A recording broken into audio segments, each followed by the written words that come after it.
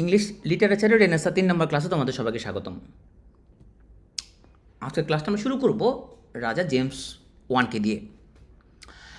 রাজা James one, তোমরা জানো যে রানী এলিজাবেথ উনি কিন্তু আনম্যারিড ছিল, কুমারী ছিল উনি। তো ওনার যখন মৃত্যু হয় তাহলে ওনার তো উত্তরাধিকারী তো কেউ নাই। তো কিং জেমস উনি ছিল স্কটল্যান্ডের রাজা এবং উনি ছিল রানী এলিজাবেথের কাজিন ছিল। তো কিং জেমস আইসা তখন ইংল্যান্ডের সিংহাসনে আরোহণ করেন। অ্যাট দ্য সেম টাইম উনি যেহেতু স্কটল্যান্ডের রাজাও ছিল, তাহলে এই প্রথমবারের মতো স্কটল্যান্ড কিন্তু তোমার যে ইংল্যান্ডের রাজার আন্ডারে চলে আসে। উনি তো স্কটল্যান্ডের রাজা ছিল প্রথমে। ওনার নাম হচ্ছে কিং জেমস ওয়ান। তো এই কিং জেমস, ওনার এই জেমস নামের ল্যাটিন হচ্ছে জেকোবাস। এই জেকোবাস থেকে আসছে জেকোবিয়ান পিরিয়ড। তাহলে জেকোবিয়ান পিরিয়ডটা হচ্ছে রানী এলিজাবেথের মৃত্যুর পর থেকে, তার মানে 1603 থেকে 1625 পর্যন্ত রাজা জেমসের নামে এই যুগের নামকরণ করা হয় জেকোবিয়ান পিরিয়ড। এই যুগে আমরা দেখব মেটাফিজিক্যাল পোয়েটদের আনাগোনা এবং কাভালিয়ার পোয়েটদের আবির্ভাব ঘটে। কাভালিয়ার পোয়েট মানে হচ্ছে তখন কবিরাও ওরা দুই ভাগে ভাগ হয়ে গেছে, এক ভাগ রাজার পক্ষে, আরেক ভাগ হচ্ছে জনগণের পক্ষে। তো রাজার পক্ষে যারা, তারা হচ্ছে কাভালিয়ার পোয়েট। এবং এই প্রথমবার মতো আমরা দেখব যে স্কটল্যান্ড ইংল্যান্ডের রাজার শাসনাধীনে চলে যায়। আগে কিন্তু স্কটল্যান্ড আলাদা রাজা ছিল। এবং এখান থেকে ব্রিটিশ কলোনিয়ালিজম কিন্তু শুরু হয়। আচ্ছা, যারা বাংলাতে বিষয়াবলী ক্লাস করছো, মোগল আমলের ক্লাস যে তোমরা যখন করছো, আমাকে বললো তো যে মোগল আমলে কোন রাজা চিঠি লইয়া তোমার ইংল্যান্ড থেকে প্রতিনিধি আসছিল ভারতবর্ষে? কোন রাজা চিঠি নিয়ে?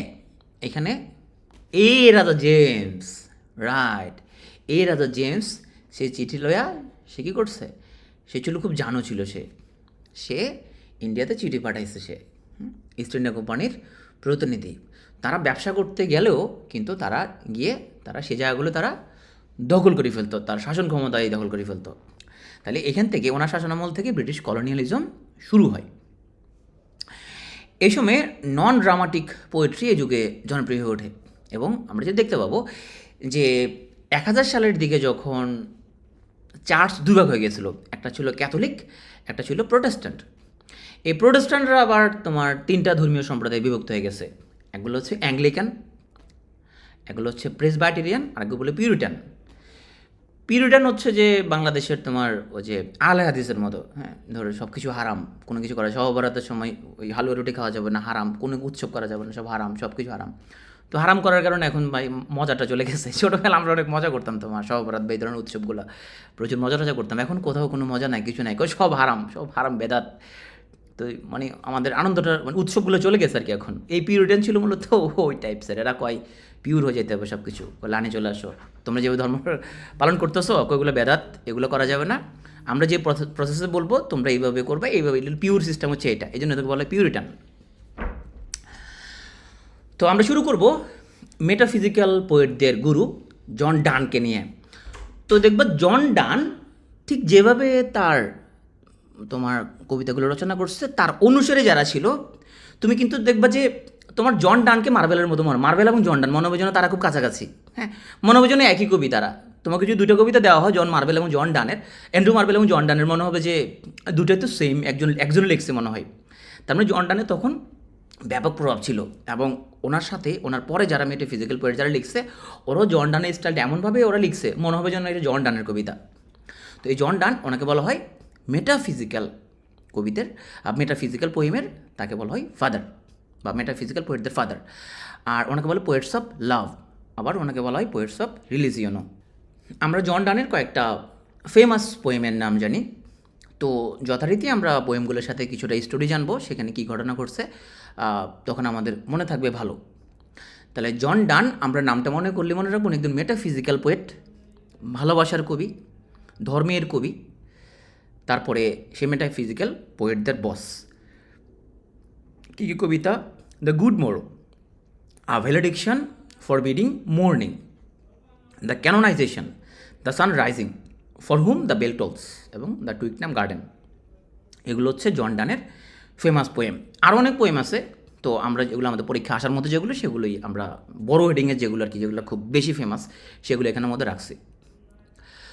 তো এখানে তুমি দেখো পার্কের মধ্যে ওরা প্রেম করতেছে, এখানের মধ্যে এই ছায়ার মধ্যে বসে বসে ওরা প্রেম করতেছে, হ্যাঁ। তো সূর্য যদি ওদেরকে ডিস্টার্ব করতো তাহলে এখানে ওদেরকে ভালো লাগতো? সূর্য এসে ওদের এখানে আলো দেওয়া শুরু করলো, ডিস্টার্ব করলে ভালো লাগতো না ওদের, তাই না? তো সূর্য থেকে বাঁচতো, ওরা ছাতা রাতা দিল, কিন্তু এরপরও সূর্য কিন্তু তার শয়তানি দুষ্টামি এগুলো অব্যাহত রাখলো। তো কবি সূর্যকে বারণ করছে, এই সূর্য তুমি শয়তানি বাদরামি বাদ দাও, তুমি আমাদের প্রেমে বাধা দিও না। এই জন্য কবি একটা কাব্য রচনা করছেন, নাম হচ্ছে দ্য সান রাইজিং। তো এই প্রেমের কবিতায় কবি সূর্যের প্রতি নানা অভিযোগ উত্থাপন করছে। কবি সূর্যকে বলছে, তুমি একজন ব্যস্ত এবং বৃদ্ধ বোকা, তুমি খুব বেহায়া, আমরা এখানে প্রেম করতেছি এবং তুমি হচ্ছে যে খুব বেহারা এবং দুরন্ত স্বভাবের, তুমি এখানে তোমার এখানে কি, হ্যাঁ। তো তুমি একজন অবাধ্য, তুমি এমন করো? এবং কবি সূর্যকে বলছে যে তুমি জানালা পর্দা ভেদিয়ে এলে কেন আমাদের ডাকো, যে তোমার কী দরকার ভাই, তুমি এখানে আমরা ডিস্টার্ব করে তুমি এরকম, তুমি বরং আমাদের এখানে উকিঝুঁকি তুমি না দিয়ে, তোমার কি আর কোনো কাজ নাই? জগতে অনেক বিচার বুদ্ধিহীন হতভাগা দল আছে, তাদের মাঝে তুমি আলোক শিখে বিতরণ করো, হ্যাঁ। যেসব হতভাগার দল অন্ধকারে নিমজ্জিত, যেসব বালকেরা তাদের সময়কে মূল্য দেয় না এবং বিসিএস কোচিংয়ে ভর্তি হয়ে পড়াশোনা করে না, তুমি তাদেরকে বকা দাও। তাহলে কবি তো বলছে যে যারা পড়াশোনা করেন ওদেরকে তুমি বকা দাও, তুমি ওদের সাথে তুমি লাগো, তুমি কেন আমাদের এখানে প্রেমের পথে বাধা দিচ্ছ? কবি এখানে সূর্যকে বকা দিছে। এবং দ্য সানরাইজিং তাহলে বুঝতেছে অনেক ভালোবাসার একটা তোমার হচ্ছে যে কবিতা। কবি এখানে বলছে যে love all alike, no season knows nor clime nor hours days months which are the rags of time. So প্রেমে পড়লে কখন তোমার আওয়ার সিজন মান্থ কখন কি কাটে যায় তুমি টেরই পাবে না। তো এখানে কবি তোমার হচ্ছে যে মানে ছেলেটা বিশেষ মেয়েটাকে বলতেছে, she is all states and all princes and nothing else is. মানে ছেলের প্রেমে পড়লে কিন্তু মেয়েদেরকে খুবই তোমার প্যাম্পার করে, খুবই পাম দেয়, বলে যে তুমি তো সব স্টেট, তুমি প্রিন্সেস আর আমি হচ্ছে ফৈন্যি। এই যে যখন এটা বলছে একটা ছেলে যখন মেয়েকে বললে আমি ফৈন্যা তুমি সব কিছু জগতের, হ্যাঁ, তখন মেয়েটা তো প্রেমে না পড়েই তো কই যাবে সে। সো এখানের মধ্যে তোমার এই প্রেমের যে লাইনটা এটা হচ্ছে যে জন ডানের। এখন আসো আমরা তারপরে যে তোমার হচ্ছে যে কবিতা, সেটা a valediction for bidding mourning. Mourning মানে হচ্ছে কান্না করা, হ্যাঁ, মানে কবি কান্না করতে নিষেধ করছে। তো কবি কান্না করতে যে নিষেধ করছে, কেন কান্না করতে নিষেধ করছে? তো কবির স্ত্রী ছিল এনিমোর, তো কবি গেছিলো তোমার ফ্রান্সে একটু, সেখানে ঘুরতে গেছিলো। তো সেখানে কবির স্ত্রী তার স্বামীর ব্যথায় খুবই অসুস্থ হয়ে পড়ে। তো কবি পত্নীকে বলে যে এই যে আমি এখানে আসছি, তুমি এই যে আমাদের আলাদা হওয়ার বিষয়টাকেও বেশি গুরুত্ব তুমি দিও না, এটা আমাদের আনন্দকে অপবিত্র করে দিবে। কবি বলে যে আমাদের প্রেমটা কি এতই ঠুনকো যে আমি ফ্রান্সে আসছি ঘুরতে আমাদের প্রেম ভেঙে যাবে? না, আমাদের প্রেম অনেক খাঁটি এবং নিখাত। এই সাময়িক এই দূরত্ব আমাদের মাঝে কোনো সমস্যা সৃষ্টি করবে না। এবং কবি বলেন যে ঠোঁটার হাতের স্পর্শ না পেলেও মনের ভিতরে আবেগ ভালোবাসা কোনোরূপ ঘাটতি হবে না। যেহেতু দুজনের হৃদয় এক, সে কারণে দুজনের ভালোবাসা কোনোরূপ ফাটল তৈরি হবে না। তো কবি তার স্ত্রীকে বলছে যে তুমি কেঁদো না, আমি কিন্তু দ্রুত চলে আসবো। তো কবি এখানে বলেন if they be two they are two, so as stiff twin compasses are two, thy soul the fixed foot makes no show to move but doth if the other do. তার মানে হচ্ছে যে কবি এখানে নিজেকে কল্পনা করে তার প্রেমিকা এবং তাকে মানে তার স্ত্রীকে কল্পনা করেন যে তারা হচ্ছে কম্পাসের দুটা কাঁটা।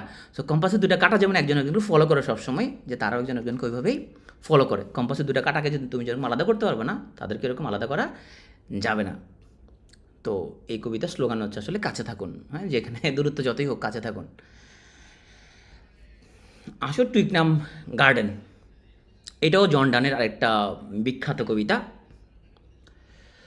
তো এটা আসলে প্রেমের কবিতা হলেও এটা একটা তোমার হচ্ছে যে এটা খুব দুঃখজনক একটা কবিতা, যে মেয়েরা অনেক সময় ছেলেদেরকে এরকম ধোকা দেয়। তো কবি এরকম ধোকা খেয়েছিল, কবি ছ্যাঁকা খেয়ে ব্যাকা হয়েছিল এরকম। তো কবি এরকম ছ্যাঁকা খেয়ে ব্যাকা হয়ে কবি এই কবিতাটা লিখছে। কবি বাগানে আসছে বসন্ত খুঁজতে, হতাশা আর বেদনার অশ্রু ধারণ করে। কবি বলেন যে তার হৃদয়ে বিশ্বাসঘাতক ভালোবাসা লালন করে এসেছেন, যা ঘন ঘন রূপ বদল করে এবং কবির এই স্বর্গীয় বিষয়কে ভরে দেয় বিষাদে। এবং কবি বলেন যে শীতকালে তার জন্য ভালো ছিল, এটা হলে বরফের ঢেকে যেন বৃক্ষগুলো যেগুলো আর কবির দিকে তাকিয়ে বিদ্রুপ করতে পারতো না। মানে কবি যে কান্না করতেছে, কবি মনে হচ্ছে যে বৃক্ষগুলো তার দিকে বিদ্রুপ করতেছে। এবং কবি ভালোবাসার দ্বারা প্রত্যাখ্যাত হয়ে বাগানে এসেছিলেন শান্তি খুঁজতে, হ্যাঁ। তো আমি মেয়েদেরকে আহ্বান করবো, তোমরা অবশ্যই এই কাজগুলো করা যাবে না। দেখছো এর ফলে কিন্তু তোমার কবি অনেক দুঃখ পাইছে। তবে হ্যাঁ, এটা ঠিক যে তোমার প্রেমে সফল হলে তো আর কী হবে, বিয়ে করতে পারবা, তাই না? প্রেমে ব্যর্থ হলে কিন্তু ছেলেদেরও কিন্তু এদিক দিয়ে অনেকে প্রেমে ব্যর্থ হলে কিন্তু ছেলেরা কবি, সাহিত্যিক, হ্যাঁ, এরকম অনেক কিছু হওয়া যায় না? তাহলে প্রেমে ব্যর্থ হওয়া খারাপ না, মানে প্রত্যেকটা জিনিসের কিছু ভালো দিক আছে। এখন ধরো তোমার জন ডান, সে যদি ছ্যাঁকা না গাইতো, তুমি কি এত সুন্দর কবিতা পাইতা না? জন ডান বিয়ে করে তোমার হচ্ছে যে সুখে শান্তি বসবাস করতো, বাচ্চা কাচ্চা হইতো, এরপরে তুমি চিন্তা ওরে ও কত বছর আগে, 400 বছর আগে সে তোমার কঙ্কাল হয়ে যেত, কিন্তু ছ্যাঁকাটা খাওয়ার কারণে প্রপারলি সে একটা ভালো কবিতা লিখতে পারছে। তো আমরা থ্যাঙ্কস জানাতে পারি যে জন ডানকে ছ্যাঁকাটা দিছে আর কি। এটা তো টুইকনাম গার্ডেন তুমি মনে করবা কীভাবে, বা তোমার হচ্ছে যে সে ছ্যাঁকাকে, সে ওই যে গার্ডেনে যখন ঘুরতে গেছে তখন তার মনে হচ্ছিল যে বৃক্ষগুলো তাকে বিদ্রুপ করতেছে। তো সে কামনা করতেছে যে শীতকালের তো ভালোই ছিল, এই যে গাছগুলো আমার দিকে তাকে হাসতেছে, এই হাসাটা তারা হাসতে পারতো না। তো তাহলে তুমি কোরিলেট করতে পারবা। কবি বাগান আসছে মূলত ভালোবাসা দ্বারা প্রত্যাখ্যাত হয়ে সে শান্তি খুঁজতে। তো কবির এই দুঃখ দেখে তোমার আমাদের গায়ক আসিফ একটা বিখ্যাত গান রচনা করেছিলেন, এবং যেটা খুব সম্ভবত এই ক্যাসেটটা বাংলাদেশের অডিওর ইতিহাসে বেস্ট সেলার হয়েছিল। আসদ দ্য ক্যানোনাইজেশন, এইটার একটা প্রেমের কবিতা। তো এখানের মধ্যে কবি বলে যে ভালোবাসার জন্য কবি একটা নিরিবিলি একটা জায়গা চান, এবং জগতের কারো কোনো বিরক্তি উৎপাদন না করে উনি চান যে উনি নিরিবিলি ওনার প্রেমিকাকে উনি ভালোবাসতে চান। তো কবি ওনাদেরকে বলেন যে তোমরা তোমাদের টাকা পয়সা নিয়ে সন্তুষ্ট থাকো, হ্যাঁ, তোমাদের এই কোচিং ব্যবসা, তারপরে তোমাদের এই টাকা পয়সা, হ্যাঁ, এগুলো নিয়ে তোমরা সন্তুষ্ট থাকো, আমাকে নিরিবিলি ভালোবাসতে দাও। এবং কবি বলেন যারা মামলাবাজ তারা মামলা করুক, সৈনিকেরা যুদ্ধ করুক, তাতে কবির কিচ্ছু যায় আসে না, তিনি নীরবে তার প্রেমিকাকে ভালোবেসে যাবেন। সো এসব বিসিএসের পড়াশোনা এগুলো বাদ কবি ভালোবেসে যাবেন। কবি বলেন তোমরা আমাকে যা খুশি তাই বলো, আমাকে বলো যে আমি পড়াশোনা করি না, আমাকে অপমান করো, আমার কিচ্ছু যায় আসে না, আমি আর আমার প্রেমিকার অবিচ্ছেদ্য বন্ধনে বাধা, আমরা ভালোবেসেই যাব, যদি মরতে হয় একসাথে মরবো। তো ক্যানোনাইজেশন কবিতায় কবি একটা নিরিবিলি একটা মুহূর্ত, একটা সময় কামনা করে যাতে তাকে প্রেম করার জন্য দেওয়া হয়। এবং কবি এখানে বলে for God sake hold your tongue let me লাভ। মানে কবি বলে যে তোমরা চুপ করে থাকো, একটু চুপ করো, তোমরা এত কথাবার্তা কেন বলতেছো, আমাদেরকে প্রেম করতে দাও, তোমরা এত কথাবার্তা বলে ডিস্টার্ব হচ্ছে আমাদের, আমরা নীরবে একটু প্রেম করি। তো কবি ওনাদের নিষেধ করছে কথাবার্তা একটু তোমার হচ্ছে যে বলার জন্য। এবং রবীন্দ্রনাথ ঠাকুর শেষের কবিতা উপন্যাসে নায়ক অমিতের মাধ্যমে এই লাইনটা বলান, দোহাই তোদের একটুকু চুপ কর, ভালোবাসিবারে দে আমার অবসর। এই লাইনটা কবি জন ডানের দ্য ক্যানোনাইজেশন কবিতার for God sake hold your tongue and let me লাভ এই লাইন থেকে অনুবাদ করেন। আমরা আসবো আমাদের জন ডানের পরের কবিতা go and catch a falling star. হ্যাঁ, মানে তুমি কবিতার নাম দেখে কিন্তু বুঝতে পারবা যে এটার ভিতরে বিষয়বস্তু কী হতে পারে। ধরো কবিতা পড়ো নাই, বা তুমি তোমার এক্সামে আসলে তুমি হয়তো ভুলে গেছো এটা কার, বাট তুমি নাম দেখে বিষয়বস্তু বুঝতে পারবে। হ্যাঁ, go and catch a falling star, যে একটা পতিত তারা, হ্যাঁ, এটা ক্যাচ করতে বলতেছে, কাকে বোঝাচ্ছে পতিত তারা? কবি বলছে যে সে একজন সৎ এবং নিষ্ঠাবান নারীকে সে খুঁজতেছে, এবং কবি বলছে তোমাকে আমি সারা জীবন অন্বেষণ করার সুযোগ দিলাম, তুমি এরকম কোনো সৎ রমণী তুমি পাইবা না, যে কোনো ছেলের মনে দুঃখ দেনে, আঘাত দেনে, ব্যথা দেনে, এরকম কোনো মেয়ে জগতে নাই, এরকম তুমি পাইবা না, এরকম রমণীর সন্ধান লাভ করা খুবই কঠিন। উনি বলছে যদি এমন নারী তুমি যদি খুঁজে পাও, তার মাঝেও কিছুটা ত্রুটি ছোঁয়া অবশ্যই থাকবে। যদিও কোনো নারী বিশ্বস্ত থাকে, তবে দেখা যাবে সে কোনো না কোনো সময় কোনো কারণে সে কোনো একটা ছেলেকে সে ছ্যাঁকা দিয়ে আসছিল, এরকম কবি এটা মনে করে। এবং একজনের প্রতি নিষ্ঠাবান থাকার পরেও সে প্রেমিকের অনুপস্থিতির জন্য সে অন্যজনকে বিলিয়ে দিতে পারে তার প্রেম, আস্তাগফিরুল্লাহ। তো কবি এই ব্যাপারে তোমার হচ্ছে যে মেয়েদের উপরে খুব খেপা ছিল, মানে অনেক ছ্যাঁকা খাইছে সম্ভবত, এবং সে সম্ভবত পর্যায়ক্রমিক ছ্যাঁকা খাওয়া যেটাকে বলে, ধরো একটা খাইছে আরেকটা খাইছে আরেকটা খাইছে এরকম। হ্যাঁ, তানা ম্যাডাম আমার ক্লাসে আছে কিনা আমি জানি না, এটা আসলে ঠিক না, একজনের টিচারের ক্লাস আর একজনের টিচারের উকি মারা গেলে একদম ঠিক না, এই ব্যাপারে পিটিও কর্তৃপক্ষ ব্যবস্থা নেওয়া উচিত। আসো আমরা তাহলে আমরা কিন্তু নাম দেখে বুঝতে পারতেছি কবি ফলিং স্টার বলতে বুঝাইছে যে একজন সৎ রমণী, যার সন্ধানে কবি বলেন যে তুমি বিশ্ব পরিভ্রমণ করে তুমি এরকম পাবা না তুমি। না, কবি আসলে মানে তোমার অনেক ছাকা গেছে জীবনে, সে কিন্তু নারী বিদ্বেষী না, সে এই জন্য সে কথাগুলো বলছে। ব্যাটার মাই হার্ট, হ্যাঁ, কবিটা এই ব্যাটার মাই হার্টের বাংলা কি? ব্যাটার মাই হার্ট বাংলা হচ্ছে কেউ আমারে মারেলা, কেউ আমারে মারেলা, ব্যাটার মানে আঘাত করা। তবে এখানে তো কিন্তু অন্য মানুষকে মারতে বলে নাই, কবি ঈশ্বরকে বলছে, ঈশ্বর আপনি আমাকে মারালেন, আপনি আমাকে আঘাত দেন, আঘাত দিয়ে আমাকে শুদ্ধ করে দেন, এইভাবে মেয়েরা আমাকে ছ্যাঁকা দিয়ে চলে যাচ্ছে, হ্যাঁ, আপনি আমাকে এখন আঘাত দিয়ে মানে দেখবা তুমি অনেক ছাগা খাওয়ার পরে দেখবে ছেলেরা একদম বড় বড় তোমার দাঁড়ে টেরে রেখে অনেক ইয়াটি হয়ে যায়, তোমার মানে খুব প্রথম কিছু দেবদাস হয়ে যায়।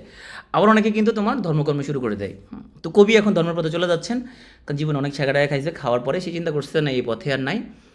সে তবা করে সে ঈশ্বরের কাছে বলে যে তার ভিতরের যে সকল পঙ্কিলতা এগুলো যাতে ঈশ্বর আঘাত দিয়ে যাতে দূর করে দেয়।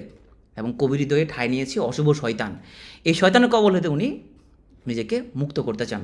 এবং কবি ঈশ্বরকে বলেন যে আপনি আমাকে আঘাত করেন, আমাকে মেরালান, এরপরে আমি ভালো হয়ে যাব। হ্যাঁ, এবং কবি এখানে ঈশ্বরের কাছ থেকে সাহায্য কামনা করে অশুভ বিষয় হতে মুক্ত হওয়ার জন্য। তো অনেকদিন প্রেম টেম করার পরে সে চিন্তা করছে না এখন আলোর পথে চলে আসতে হবে, কবি ঈশ্বরের কাছে এই জন্য সে সাহায্য কামনা করে। এটা হল ব্যাটার মাই হার্টের বিষয়বস্তু। এবং এখন আমরা কবির মধ্যে একটু আধ্যাত্মিক ব্যাপার স্যাপার আমরা দেখবো। হ্যাঁ, জীবনের শেষ পর্যায়ে চলে আসছে, তো সারা জীবন সে অনেক আঘাত, অনেক ব্যথা, অনেক আফসোসের বিষয় অনেক। এখন সে মৃত্যুরকে নিয়ে সে এখন অনেক দার্শনিক কথাবার্তা বলবে। তো কবি মৃত্যুকে বলতেছে যে তুমি এত তো এত প্রাউড হতে কিছু নাই, মৃত্যু তুমি প্রাউড হচ্ছ কেন, তুমি আসলে কিছুই না, মৃত্যুকে আমি তো ভয় পাই না। এবং কবি বলেন যে মৃত্যু এসে কখনোই অনন্ত জীবনকে ধ্বংস করতে পারে না। কবির মতে মৃত্যু হচ্ছে স্বল্পকালীন কবরগৃহের নিদ্রা মাত্র, সামনে পড়ে আছে অনন্ত স্বর্গীয় জীবন। এবং কবি মনে করেন মৃত্যু আসলে দেহের কারাগার হতে আত্মাকে মুক্ত করে এবং আত্মা মিলে যায় অনন্ত জীবন যাত্রায়। এবং কবি এটাও মনে করেন যে মৃত্যুর দরজায় রাজা, কৃতদাস, অভাজন সবাই সমান।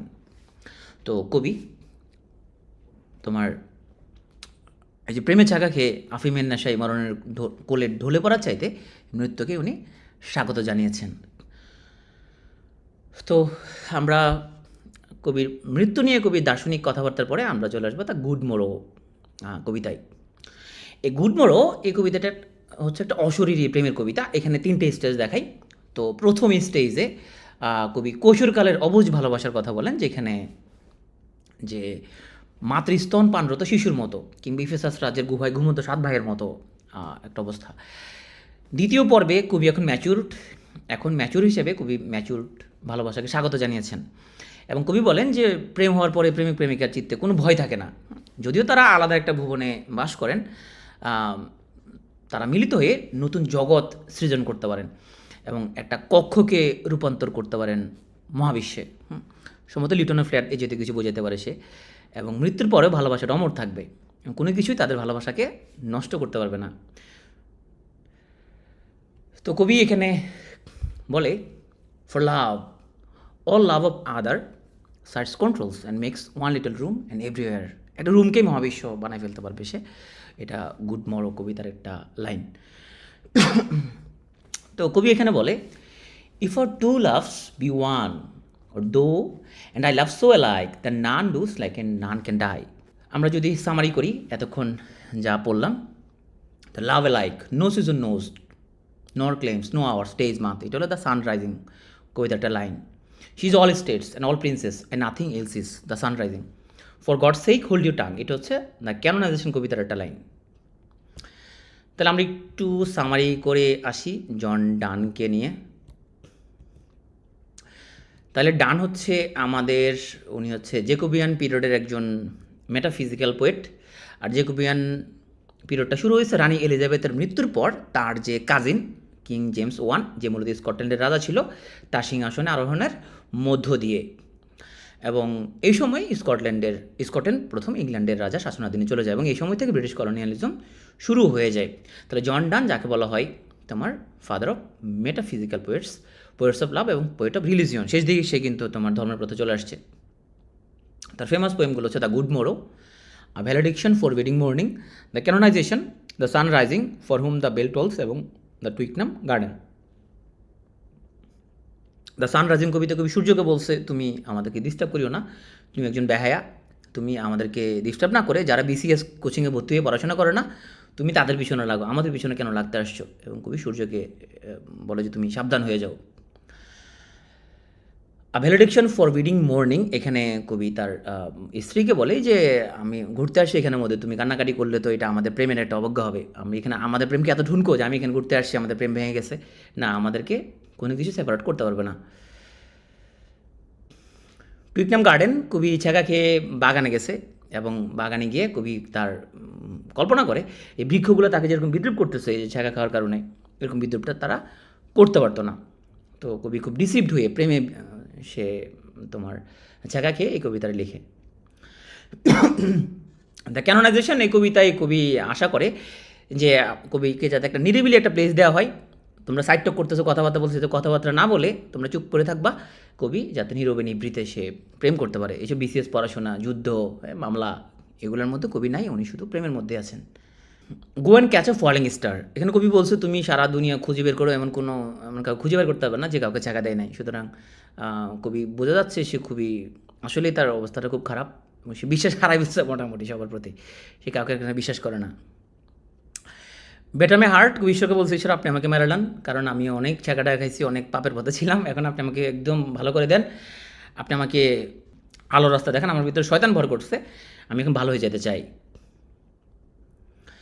ডেথ বি নট প্রাউড, এখানে কবি বলেন যে ডেথ, ও তো প্রাউড হওয়ার কী আছে, ও তো কিছুই না, আসলে ডেথের তো কোনো পাওয়ার নাই, সে তো অনন্ত জীবনকে ধ্বংস করতে পারবে না। হ্যাঁ, ডেথ ওটা তাহলে তুচ্ছ কবির কাছে।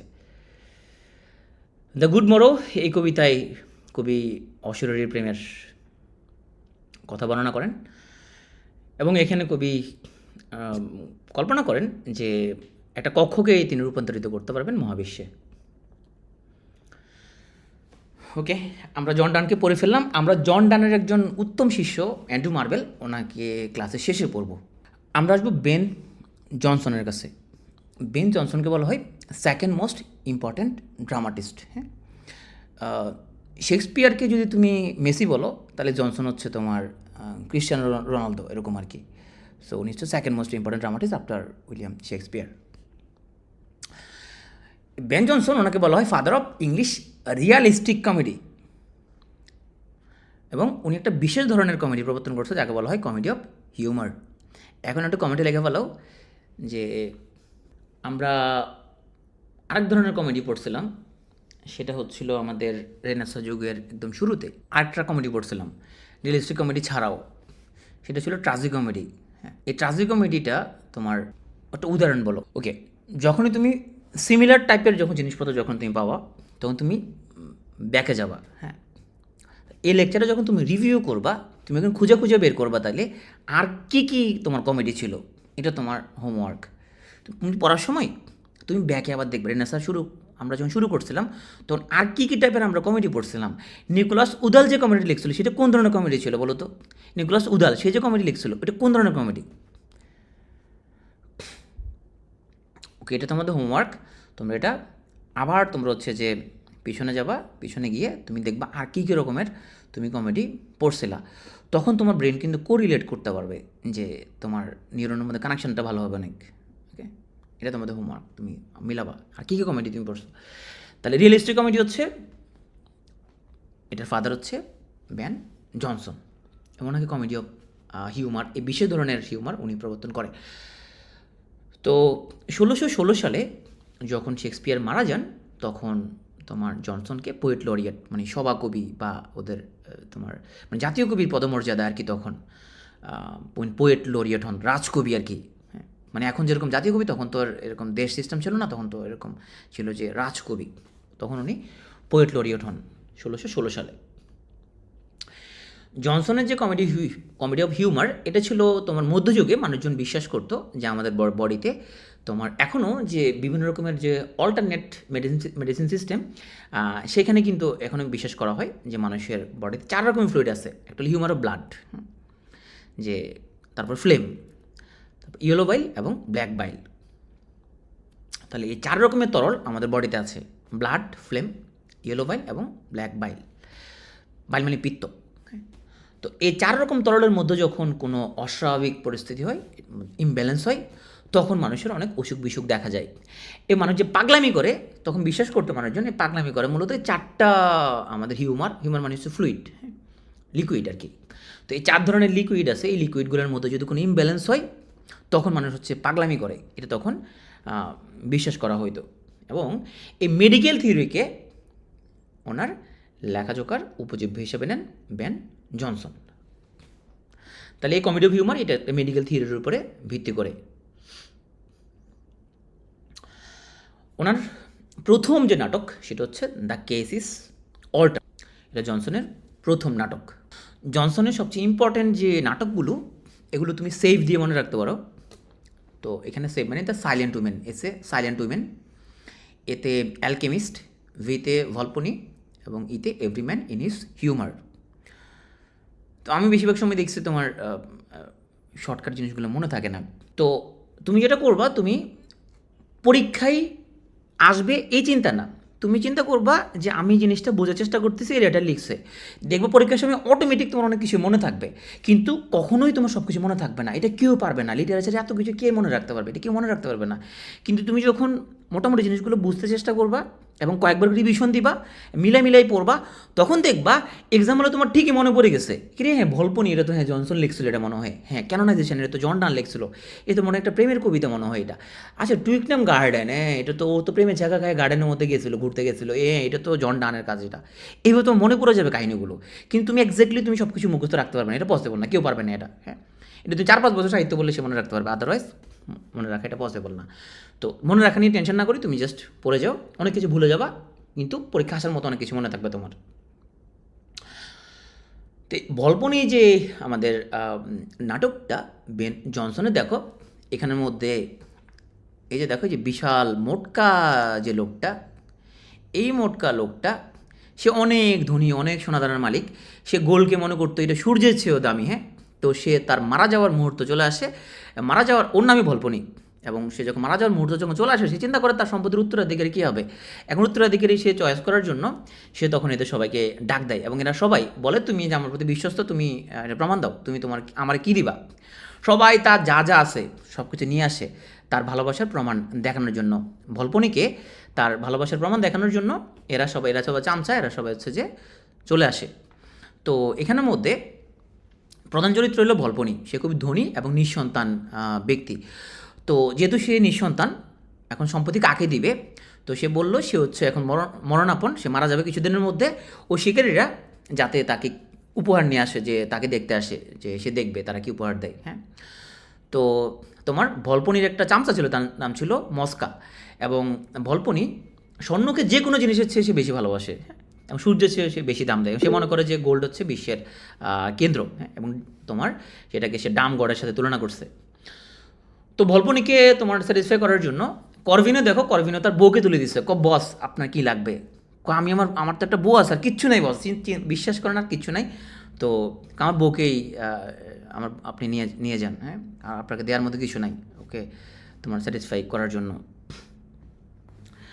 একবার 3 দেশের তোমার লোক, ওরা হচ্ছে তোমার প্লেনে করে ওরা ভ্রমণে যাচ্ছিলো আর কি। তো ওরা ওদের সম্পদ কী পরিমাণ আছে, তো এটা সূর্যে বুঝে দেখাচ্ছিলো। তো সুইজারল্যান্ডের লোক তো জানো, সুইজারল্যান্ডের মধ্যে রোলেক্স ঘড়ির কারখানা ওইখানের মধ্যে।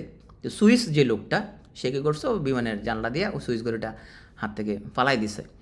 তো এটা দেখে তো সব অবাক, কি ভাই আপনি ঘুরি ফালা দিয়েছেন, কয়েকগুলো আমাদের দেশে অনেক পাওয়া যায়, এগুলো কোনো ব্যাপার না। হ্যাঁ দুবাই শেখ ছিল একটা, তারা ছিল তোমার তোমার গোল্ডের, তার হচ্ছে যে একটা ঘড়ি ছিল হাতে, তারপরে দুবাই তো গোল্ডের জন্য বিখ্যাত, এখানের মধ্যে ওটা সে খুলে ফেলা দিছে। হ্যাঁ বলছে আরে ভাই গোল্ডের ঘড়ি খুলে ফেলা দিলেন ভাই, কী করলেন এটা, আরে দুবাইতে বুঝো না, এটা গোল্ড আমাদের এখানে অনেক পাওয়া যায়, তো বাংলাদেশি ও কী আর করবে, ওর বুকে ফেলাই দিছে এখান দিয়া।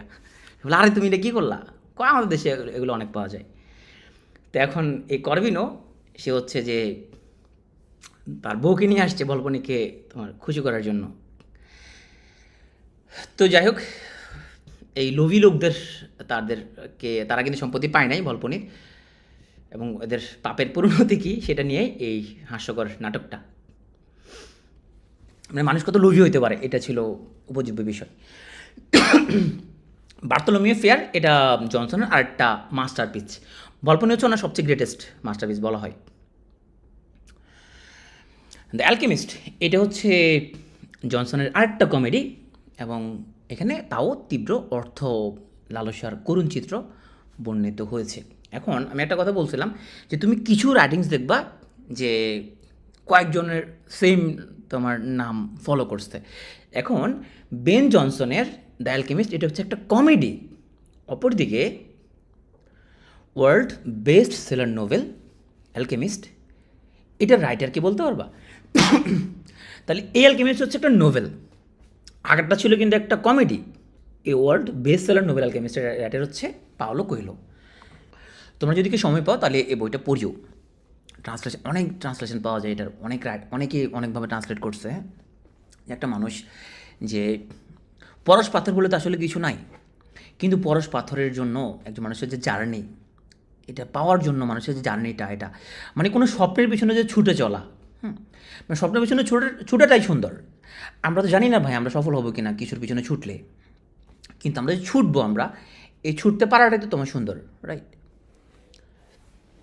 ফরেস্ট গাম্প মুভিতে তোমরা যেরকম দেখো যে ওখানের মধ্যে গাম্পের মা ওকে কি বলে, ওকে বলে গাম্পের মা, ওই যে ফরেস্ট গাম্পের মধ্যে তোমার ওর মা ওকে বলে যে life is a box of chocolate, you never know what you gonna got. হ্যাঁ, যে জীবন হচ্ছে একটা চকলেটের বক্স, তো তুমি কি পাবা সামনে, তুমি হচ্ছে কখনো এটা জানবা না। এই জন্য হচ্ছে ছুটে চলাটাই হচ্ছে আনন্দদায়ক। সো সামনে হয়তো তোমার ভালো দিন থাকতে পারে, যে এখনও তোমার দিনটা ভালো না, বা সামনে তোমার অনেক দিন ভালো আসতে পারে। কয়েকদিন আগে আমার কুমিল্লা মেডিকেল কলেজে আমার ছোটো ভাইয়ের সাথে দেখা হইলো, তো আমি ওকে বললাম আমার পুরো 5 বছর আমি তোমার ল্যাপটপটা অনেক দিনের জন্য ধার নিয়েছিলাম, মানে অনেকবার ওর ল্যাপটপ আমি ইউজ করছিলাম, তো আমার এখন মনে পড়ে যে আমার নিজের কোনো ল্যাপটপ ছিল না তখন, আমি তোমার ল্যাপটপ অনেকবার ধার নিয়েছি আমি। তো তোমাদের কাছে আমি খুব কৃতজ্ঞ যে তোমরা যদি আমাকে ধার না দিতে তো আমি অনেক কিছু শিখতে পারতাম না। তো আমার কিছু শিখতে ইচ্ছে হলে দেখলাম আমার বন্ধুর ল্যাপটপ নিতাম, ওর ল্যাপটপ নিতাম, সেটা নিতাম। হ্যাঁ, তো আমি এটা বিশ্বাস করি যে আমি যদি তখন হতাশ হয়ে থাকতাম যে ভাই আমার কিছু নাই কেন, হতাশ হয়ে থাকলে তো জীবনে কোনো চেঞ্জ আসতো না। সো আমি হতাশ না হওয়ারই তোমার ট্রাই করছি। তো আমার হয়তো ল্যাপটপ ছিল না তখন হয়তো, কিন্তু এখন আমি পৃথিবীর সবচেয়ে দামি পিসি ব্যবহার করতে পারি। হ্যাঁ, এটা হচ্ছে যে তুমি আসলে জানবা না তোমার লাইফের সামনে কী হবে, তোমাকে ধৈর্য ধরে তোমাকে অপেক্ষা করতে হবে, সামনে তো ভালো দিন আসতেও পারে। এটাই লাইফ, আসলে ছুটে চলাটাই তো লাইফ। তো বেন জনসন বলেন, women, the more curious she is about her face is commonly the more careless about her house. তো মেয়েরা বলছে যে তার ফেস নিয়ে যতটা তোমার তারা টেনশনে থাকে, তাদের বাসা নিয়ে তারা ততটা কেয়ারলেস থাকে। সম্ভবত ওনার বউ খুব আগোছালো ছিল, এই জন্য মনে হয় সেটা বলছে। তো সম্ভবত, নাহলে সে কেন বলবে মেয়েরা কেয়ারলেস বাসা বাসা সাজানো গোছানো নিয়ে। যাই হোক, আমরা তাহলে বেন জনসনকে একটু রিভিউ করে ফেলি। আমরা জনসন সবই মোটামুটি ফানি জিনিসপত্র দেখতে পেলাম। বেন জনসনকে বলা হয় সেকেন্ড মোস্ট ইম্পর্ট্যান্ট ড্রামাটিস্ট, এবং ওনাকে বলে father of English realistic comedy. Realistic comedy কেন? এই যে সমাজের মধ্যে বাস্তব যে এই যে লোভী মানুষজনকে নিয়ে সে কমেডি করলো, এটা হলো রিয়েলিস্টিক কমেডি। আর কমেডি অফ হিউমার উনি প্রবর্তন করে। কমেডি অফ হিউমার হচ্ছে একটা মেডিকেল থিওরির উপরে বেস করে। আর ওনার প্রথম যে প্লেটা, প্রথম নাটকটা হচ্ছে দ্য কেস ইজ অল্টার্ড। জনসনের সবচেয়ে ইম্পর্টেন্ট প্লেগুলো হচ্ছে দ্য সাইলেন্ট উইমেন, অ্যালকেমিস্ট, ভলপনি এবং এভরিম্যান ইন হিজ হিউমার। ভলপনির কাহিনী আমরা বলছিলাম, একটা লোভী একটা মানুষ, সে যখন মারা যাওয়ার সময় আসে তখন তার সম্পত্তির ভাগ বন্টন কাকে করবে সেটার কাহিনী নিয়ে, এবং একজনে তার বউকে পর্যন্ত ভলপনিকে দান করে দেয়। বার্থলোমিউ ফেয়ার, এটা জনসনের আরেকটা মাস্টারপিস। দ্য অ্যালকেমিস্ট নামে আমরা দুটো সাহিত্যকর্ম জানলাম, একটা হচ্ছে জনসনের কমেডি, আর একটা আমাদের অতি প্রিয় পাওলো কোয়েলোর দ্য অ্যালকেমিস্ট নামক নোভেল। দুটো কিন্তু দুই ধরনের রাইটিং। আমরা চলে আসবো জন ওয়েবস্টারের কাছে। তো তোমরা জানো যে শেক্সপিয়ার তার কয়েকজন বন্ধুকে নিয়ে 1609 সালে ইংল্যান্ডে গ্লোব থিয়েটার প্রতিষ্ঠা করে, কিন্তু দুঃখজনকভাবে উনি কিন্তু খুব বেশি দিন তার দায়িত্বে উনি থাকতে পারেন নাই। উনি তার 7 বছর পরে মারা যান। 1609 সালে ওনারা গ্লোব থিয়েটার করেন, উনি 1616 সালে মারা যান। তো উনি কিন্তু একই সাথে গ্লোব থিয়েটারের উদ্যোক্তা, উনি ওটার জন্য নাটক লেখেন, অ্যাট দ্য সেম টাইম উনি অভিনেতাও, হ্যাঁ, সম্রাটের মতো কাজ কারবার আর কি। তো যখন শেক্সপিয়ার মারা যায় তখন জন ওয়েবস্টার নিজেকে শেক্সপিয়ারের উত্তরসূরি বা উত্তরাধিকারী ঘোষণা করেন। জন ওয়েবস্টারকে বলা হয় a master poet in the realm of horrible. তো তার বিখ্যাত যে সাহিত্যকর্মগুলো ম্যাক্সিমামে tragedy, the white devil, the devil's law case এবং দ্য ডাচেস অফ মালফি। এই দ্য ডাচেস অফ মালফি এটা একটা revenge play. The devil's new case, so এটা একটা কমেডি। হোয়াইট ডেভিল এটা একটা revenge play by John Webster. তাহলে আমরা ওয়েবস্টার নিয়ে আমরা হচ্ছে যে কয়েকটা লাইন মনে রাখবো। একটা হচ্ছে যে শেক্সপিয়ার মারা যাওয়ার পরে জন ওয়েবস্টার তাকে শেক্সপিয়ারের উত্তরাধিকারী বা উত্তরসূরি দাবি করেন। ওনাকে বলে master poet in the realm of horrible. এবং বিখ্যাত ট্র্যাজেডিগুলো হলো হোয়াইট ডেভিল, ডেভিস লকেস এবং রাসেস অফ মালফি। ডেভিস লকেস এটা হচ্ছে তোমার একটা ট্রাজি কমেডি, ওকে, বেসিক্যালি ট্রাজেডির মধ্যে কমেডি। হোয়াইট ডেভিল এটা একটা রিভেঞ্জ প্লে বা জন ওয়েবস্টার। আমরা এখন চলে আসবো আস্তে আস্তে ক্যারোলিন এইজের দিকে। আমরা এতক্ষণ যে পড়লাম কোন রাজা ক্ষমতায় আছে বলো তো? এতক্ষণ যে আমরা পড়তেছিলাম কোন রাজা ক্ষমতায় ছিল? এই যে জন ডান, তারপর আমাদের বেন জনসন, কোন রাজা ক্ষমতায় এতক্ষণ?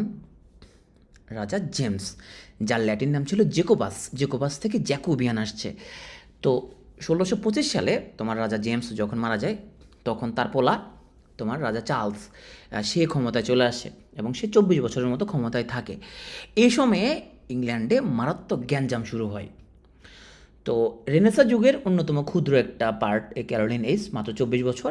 তো জেমসের মারা যাওয়ার পর তার বড় পোলা চার্লস ওয়ান সে 1626 সালে সিংহাসনে বসে এবং তার নাম অনুসারে এটা নামকরণ করা হয়। সে 24 বছরের মধ্যে তোমার মোটামুটি তোমার হচ্ছে যে রাজা ছিল। আর ক্যারোলিন শব্দটা আসছে রাজা চার্লসের ল্যাটিন রূপ ক্যারোলাস থেকে ক্যারোলিন। আর রাজনৈতিকভাবে এটা একটা বিক্ষুব্ধ সময় এবং এই যুগটা হচ্ছে ইংল্যান্ডের জন্য সবচেয়ে দন্তমুখের সময়, গৃহযুদ্ধের সময়। এবং ইংল্যান্ডের মানুষ দাবি করে যে এই সময় ওরা রাজার বিরুদ্ধে ওরা বিদ্রোহ করতে শুরু করে। হ্যাঁ, আচ্ছা, তোমাদের মনের মধ্যে কি প্রশ্ন আসে না এরকম যে এই যে রাজারা যে শাসন করতো তোমার তখন, যে মানুষজন চুপচাপ তার শাসন মেনে নিচ্ছে, যে সে তার শাসন করতেছে, কেন মেনে নিত? যে মনের মধ্যে একটা প্রশ্ন আসে না যে কেন মানুষ মেনে নিবে যে আপনি রাজা, আমি আপনাকে মানি না, এরকম মতো বিদ্রোহ করতো না কেন? কারণ মানুষ বিশ্বাস করত রাজা হচ্ছেন ঈশ্বরের প্রতিনিধি, ঈশ্বর রাজাকে পাঠাইছে। হ্যাঁ, আর রাজার সাথে কিন্তু তোমার যে চার্চগুলো তাদের সাথে কিন্তু খুব সুসম্পর্ক ছিল এবং চার্চগুলো বলতো যে উনি ঈশ্বরের প্রতিনিধি, সুতরাং ওনার কথা আমাদেরকে মানতে হবে, ওনার কথার বাইরে যাওয়া যাবে না, উনি যা বলে তাই আপনার নিয়তি, ওইটা আপনাকে মেনে নিতে হবে। এবং ওরা কিন্তু ধর্মকে এক্সপ্লয়েট করতো রাজাকে। কীভাবে? ধরো সবচেয়ে বড় পশুটা সে তোমার কোরবানি দিত। তো মানুষ ভাবতো যে নিশ্চয়ই ঈশ্বরের সে খুব প্রিয়, ঈশ্বরের সাথে তার ফোনে কথা তো হয়, নিশ্চয়ই ঈশ্বরের সাথে তার অনেক তোমার ভাবের আদান প্রদান হয়।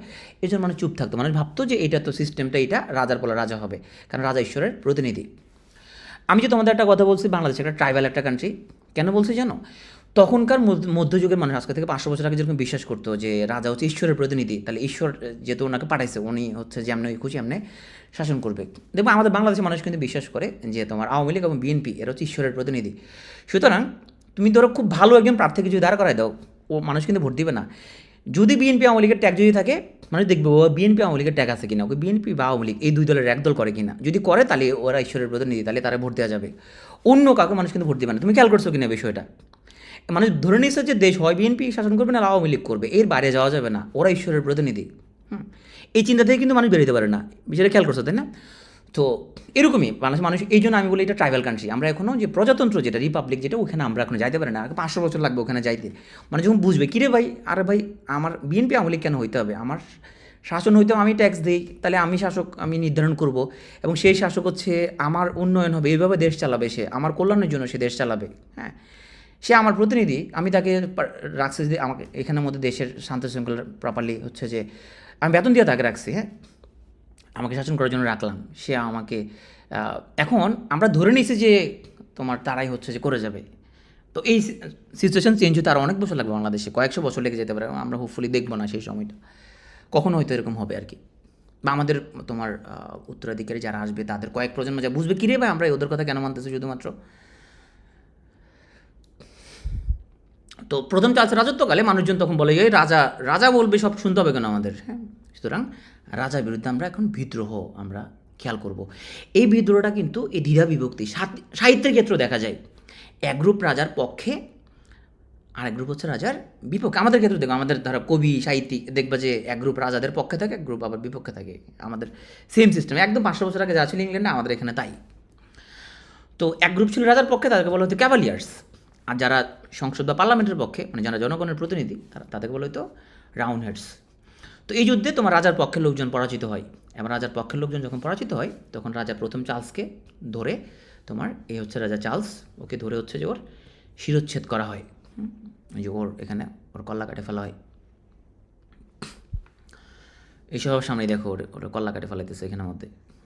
এবং প্রকাশ্যে ওর কল্লা কেটে ফেলা হয়। তো ওর কল্লা কেটে ফেলানোর পরে যে তোমার শান্তি আসছে বিষয়টা এরকম না, তখন আমরা দেখব যে কী হয়েছিল।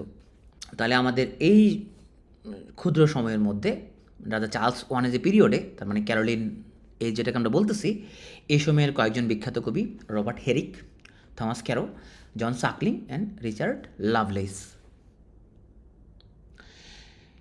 এই ক্যাভালিয়ার পোয়েট মানে হচ্ছে, তাইলে ওরা হচ্ছে রাজার পক্ষে সাপোর্টার ছিল, রয়্যালিস্ট। হ্যাঁ, ওদের লেখাজোখা ছিল খুব লাইট ইন স্টাইল, হালকা, সেকিউলার ইন সাবজেক্ট, এবং ওরা ফলো করতো কার্পে ডিএম।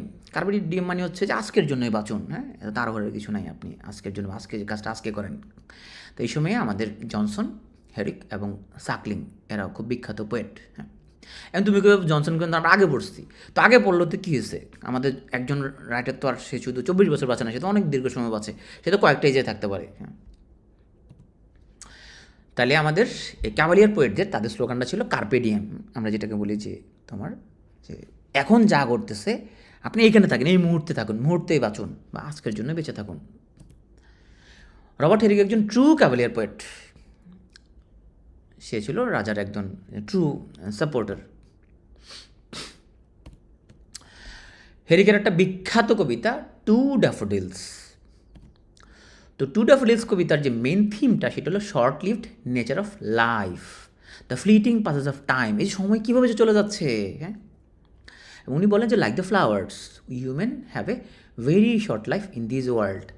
এই লাইনটা কি মেটাফোর নাকি সিমিলি?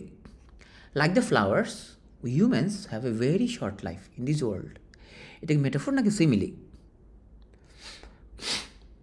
না, বলছিলাম অ্যাজ বা লাইক থাকলে হচ্ছে সিমিলি, অ্যাজ বা লাইক না থাকলে হচ্ছে মেটাফোর। তাহলে ড্যাফোডিল কবিতায় কবি ড্যাফোডিল ফুলের ক্ষণস্থায়ী জীবনের জন্য দুঃখ প্রকাশ করেছেন, এবং কবি বলে ড্যাফোডিল ফুলের স্থায়িত্বকাল সকালের সূর্যের মতোই ক্ষণস্থায়ী।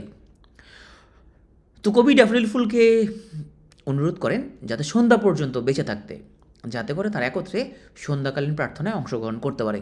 এবং কবি বলে এই পৃথিবীতে মানব জীবনও ড্যাফোডিল ফুলের মতোই ক্ষণস্থায়ী, এবং মানব জীবনের সর্বোৎকৃষ্ট সময় হলো যৌবন বা বসন্তকালের মতোই ক্ষণস্থায়ী। সময় যে কীভাবে যে চলে যায় আমরা আসলে কোনোভাবে টের পাই না, আস্তে আস্তে আমরা মৃত্যুর দিকে আমরা ধাবিত হতে থাকি। তো এই ড্যাফোডিল তোমার টু ড্যাফোডিলস কবিতা বিষয়বস্তু হলো short living of human life, এবং এখানে কবি মানুষকে সকালের যে মানুষের জীবনকে কবি এখানের মধ্যে তোমার মর্নিং ডিউর সাথে, সামার্স রেনের সাথে কবি কল্পনা করেন যে খুব দ্রুত শেষ হয়ে যায়, এবং এটার মুডটা হলো খুব সরোফুল, এই যে কীভাবে আমরা মৃত্যুর দিকে আগায় যাচ্ছি, জীবনটা আমাদের শেষ হয়ে যাচ্ছে এভাবেই। হ্যাঁ, মানুষের জীবন খুব ক্ষণস্থায়ী, খুব দ্রুত জীবনটা চলে যায়। এখানে হাস্টিং ডে মানে হচ্ছে হার্ডলি পাসিং ডে। এবং কবি এখানে বলি ইভ সং মিন্স, এখানে যে ইভ সং বলে যে সান্ধ্যকালীন গান মানে হচ্ছে ইভিনিং সং। হ্যাঁ, এবং ড্যাফোডিল ফুলকে কবি প্রস্তাব করেছিলেন যাতে সে সন্ধ্যা পর্যন্ত যাতে জীবিত থাকে, যাতে করে কবি ফুলকে নিয়ে প্রার্থনা করতে পারে। এবং এই কবিতা স্প্রিং মানে হচ্ছে যৌবন, যেটা খুবই ক্ষণস্থায়ী, বেশি দিন থাকে না সেটা। হেসপেরিডাস এটা হচ্ছে হেরিকের আরেকটা মাস্টারপিস। তাহলে হেরিকের তোমার হচ্ছে যে আমরা দুটো কবিতা মনে রাখবো, একটা তার নামের সাথে হেরিকের সাথে হেসপেরিডাস এটা মনে থাকবে আমাদের, আরেকটা হচ্ছে আমাদের টু ড্যাফোডিল। আসো আমরা এখন একটু আলোর পথে চলে আসবো রিলিজিয়াস পোয়েট জর্জ হারবার্টের কাছে। তো উনি একটা কথা বলছে, যারা ছাকা খেয়ে যারা সবজি পুড়িয়ে খায়, হাতের মধ্যে তোমার হচ্ছে হাত কাটে ফেলে, হ্যাঁ, সুইসাইডাল অ্যাটাপ নেয়, তারপরে তোমার হচ্ছে যে বিভিন্ন রকমের কোক খেয়ে নেশা করে যারা, হারবার্ট ওদেরকে বলছে তোরা এত বেকুব কেন, তোরা কেন কোক খেয়ে নেশা করিস, তোরা সবজি পোড়ায় কেন খাস, যে তুমি যদি আমি পরশু দিন আমার এক বড়ো ভাইকে তোমার হচ্ছে যে উপদেশ দিচ্ছিলাম, তো বড়ো ভাই বললো ওনার প্রেমিকা খুবই সুন্দরী, কিন্তু ওনার প্রেমিক ওনাকে খুব ছাকা দিচ্ছে, হ্যাঁ, এবং তার নাম মামলা করছে, সে তাকে অনেক হয়রানি করতেছে। তো সে আবার উল্টা তাকে হয়রানি করার জন্য করতেছে। আমি বললাম আপনি অনেক হয়রানি করে কী করবেন, আপনি একটা কাজ করেন, আপনি একটা পোস্ট গ্রাজুয়েশনটা কমপ্লিট করে ফেলেন এবং আপনি একটা বিয়ে করে ফেলেন, বিয়ে করে ফেলে আপনি ঘুরবেন গাড়বেন, বিভিন্ন জায়গায় যাবেন, ছবি টবি দিবেন, দেখবেন যে আপনার গার্লফ্রেন্ড সে কিন্তু কোপানলে পড়ে যাবে, সে মানে সে কোনো মানতেছে না, সে আমিও মামলা করবো তার নামে, সে আমার নামে কেন মামলা করছে, আমি কী করবো, সে করবো, হয়রানি করবো তাকে। তাহলে আপনি এটা করিয়েন না, আপনি ভালো থাকার চেষ্টা করেন, আপনি আসেন দুবাইতে চলে আসেন, আপনি আপনার লগে আমি একসাথে বসে ক্রিপ্টো কারেন্সির ব্যবসা করি, ধনী হয়ে যান, এরপরে আপনি এটার প্রতিশোধ হবে। হ্যাঁ, তো হারবার্ট ভাই এটা বলছে যে living well is the best revenge. তো তোমাদের প্রতি অনুরোধ থাকবে যদি ছেঁকা টাকা খাও তুমি আরও কড়া করে পড়াশোনা করবা, কড়া পড়াশোনা করবা, ব্যবসা বাণিজ্য করবা, ঘুরবা টুরবা এরকম ছবি দেবা এরকম, হ্যাঁ, ফেসবুকে, যাতে করে যে তোমাকে চাকাটা দিছিল ও যাতে কোপানলে পড়ে যায়, সে ভাই কী করলাম আমি জীবনে, হ্যাঁ। তো living well is the best prevention. যারা মনে করো যে তুমি হাত কাটলে, তুমি সুইসাইডাল অ্যাটেম্প নিলে, ডেলিভারি সেলফ হার্ম করলে উনি কষ্ট পাবে, মোটেই না, ওই সে কষ্ট পাবে না, সে 2 দিন পর ভুলে যাবে। তাহলে আমাদের জর্জ হারবার্ট, বোঝা যাচ্ছে উনি অত্যন্ত ভালো লোক, এবং যেহেতু ভালো লোক, ভালো ভালো কবিতা লিখছে। ইস্টার্ন উইংস, ইস্টার্ন উইংস কবিতা নাম শুনেই বোঝা যাচ্ছে এখানে যিশুর সাথে কিছু একটা হবে, হ্যাঁ। তাহলে ইস্টার্ন উইংস এই কবিতায় কবি তোমার হচ্ছে যে যিশুকে কল্পনা করে, এবং কবি বলে যে হচ্ছে যে এই যে মহান ঈশ্বর মানুষ সৃষ্টি করছে, মানুষ সব বুদ্ধির ভুলের কারণে মানুষ আসলে সব কিছু ভুলে গেছে মানুষ।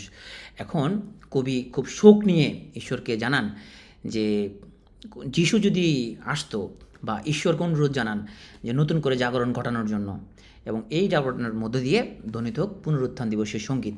এবং কবি এমনও বলেন যে এমনটি ঘটার পর তিনি প্রভুর দয়ায় উড়ে যাবেন স্বর্গলোকে। তাহলে এখানে কবি যিশুর আবির্ভাব কামনা করে, ঈশ্বর যাতে কবিকে রক্ষা করে। এবং আমি মনে রাখছি এভাবে যে ইস্টার্ন উইংস, তার মানে হচ্ছে যে যিশু একদম, দেখো এটার প্রচ্ছদ দেখো, যে যিশুকে এরকম পাখা হিসেবে কল্পনা করা হয়েছে। যিশু এরকম তোমার এই দুটো পাখা দিয়ে উড়ে এসে এরকম তোমার পঙ্কিলতাপূর্ণ পৃথিবীতে এসে কবিকে প্রোটেকশান দিবে। তো দ্য কলার, দেখো জর্জ হারবার্ট, হ্যাঁ, তো আমাদের হারবার্ট ভাই, উনি নামের মধ্যে দেখছো, নামের মধ্যে কিন্তু ব্রিলিয়ান্ট, সে হারবার্ট ইউনিভার্সিটির সাথে তার নাম মিল আছে, হ্যাঁ, হারবার্ট। তো দেখো এই যে সে যে তোমার হুজুর ছিল, দেখো সে এরকম এরকম কলারওয়ালা একটা জামা পরতো সে, হ্যাঁ, সে নিজেও তোমার হুজুর ছিল, সে মালানা ছিল আর কি সে।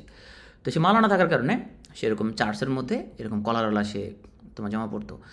এই কলারটাই যে তোমার চার্চের মধ্যে যারা থাকে, তোমার পোপ যারা, ওরা যেরকম কলারওয়ালা জামা পরে, এই কলার একটা গুরুত্ব আছে, হ্যাঁ। আচ্ছা, ওনারা কি বিয়ে করে? চার্চে যে পাদ্রীরা যারা থাকে এখানে, ওরা কি বিয়ে করে? ওনারা বিয়ে করে না ওনারা, হ্যাঁ। তো এই হারবার্ট ভাই উনি এই কলারের সাথে তুলনা করছে যে এই যে কলার, কলার মানে হচ্ছে যে কলার আর কি, জামার কলারে গলাবন্ধনী যেটা, এটা রূপক। কবি মানুষের শৃঙ্খলিত রূপকে দেখিয়েছেন। তো কবি বলে যে তোমার হচ্ছে যে এই যে মানবত্বা বের হওয়ার পথে নানা সাংসারিক বাধা বিপত্তি, বিয়ে শাদী করলে ভাই তুমি সাংসারিক বাধা বিপত্তির মধ্যে তুমি আটকায় যাবা, তুমি সংসার তোমাকে খাঁচাবন্দি করে ফেলবে, হ্যাঁ। তো কবি মুক্তি হতে চান, কবি স্বাধীন সত্তা হতে চান, হ্যাঁ। তো কবি মনে করেন যে সামনে বের হওয়ার তোমার খোলা পথ আছে, এবং তার আত্মা পুরোটাই স্বাধীন, কেউ তাকে আটকাতে পারবে না, একটা খোলামেলা রাস্তার মতো জীবনটা।